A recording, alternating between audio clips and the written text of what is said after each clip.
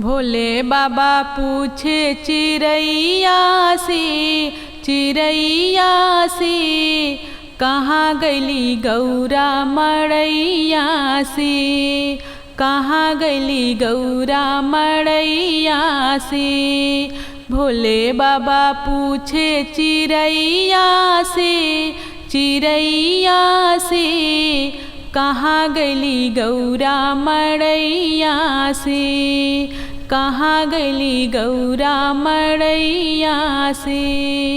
ब्रह्मा से पूछे हो विष्णु से पूछे, विष्णु से पूछे हो विष्णु से पूछे, जाके पूछे लक्ष्मी मैया से, लक्ष्मी मैया से कहाँ गईली गौरा मड़ैया से, कहाँ गईली गौरा मड़ैया से।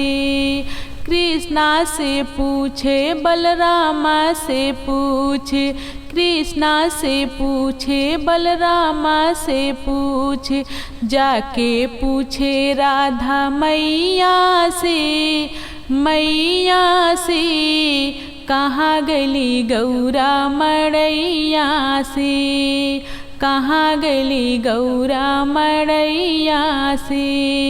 भोले बाबा पूछे चिड़ैया से कहाँ गईली गौरा मड़ैया से।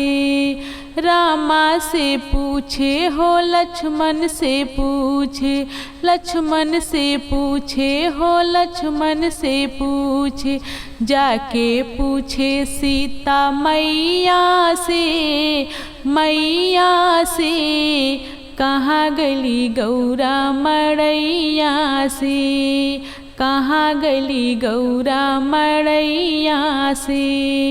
भोले बाबा पूछे चिड़ैया से कहाँ गईली गौरा मड़ैया से, कहाँ गईली गौरा मड़ैया से।